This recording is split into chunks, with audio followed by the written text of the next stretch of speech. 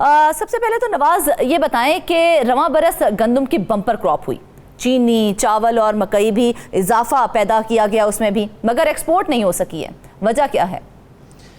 देखें जी, जैसे आपने कहा कि एक्सपोर्ट का एक बहुत बड़ा इशू है। पाकिस्तान की जो ज़मीन है वो बहुत ज़रखेज़ है, यहाँ पर हमेशा जो है वो फसलें जो हैं वो बम्पर क्रॉप होती है, लेकिन उसके बावजूद ना तो हुकूमत की जानिब से उन चीज़ों की ख़रीदारी की जाती है, ना एक्सपोर्ट का कोई मैकेनिज़्म बनाया गया, जिस वजह से जो भी फसल है वो मार्केट में रुल जाती है और किसान को उसका जो है वो मुआवजा नहीं मिलता, जिस वजह से जो है वो किसान दिन ब दिन जो है वो मुश्किलात का शिकार होता जा रहा है।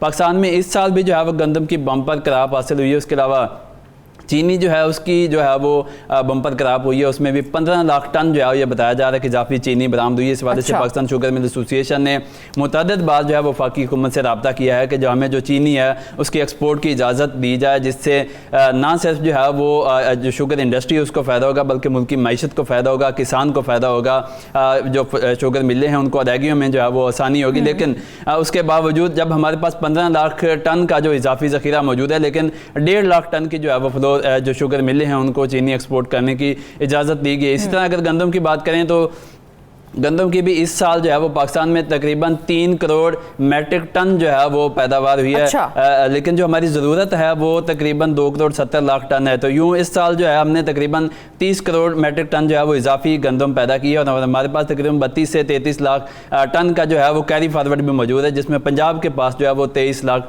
टन गंदम जो है वो मौजूद है। तो इसी तरह जो चावल है वो भी हम बम्पर क्रॉप पैदा करते हैं। मकई की फसल जो है वो भी हमने इस साल जो है वो भी बम्पर पैदावार हमें हासिल हुई है।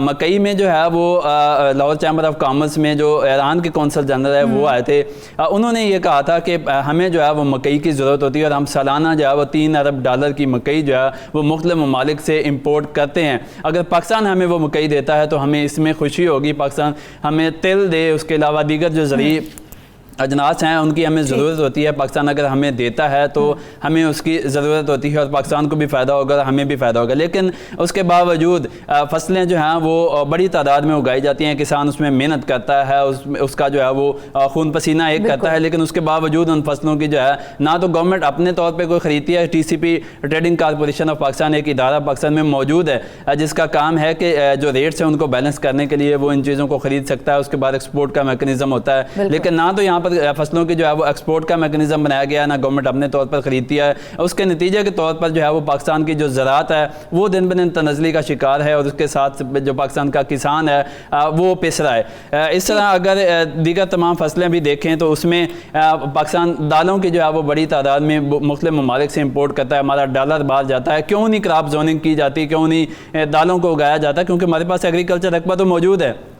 अगर हम दालों को उगाएं, इस तरह हम थोम और अदरक जो है ये जो है वो लाखों करोड़ों डॉलर का सालाना जो है वो मुख्तलिफ ममालिक से इम्पोर्ट करते हैं। इसकी अगर हम पैदावार करते हैं तो इससे भी हमें जो है वो फ़ायदा होगा।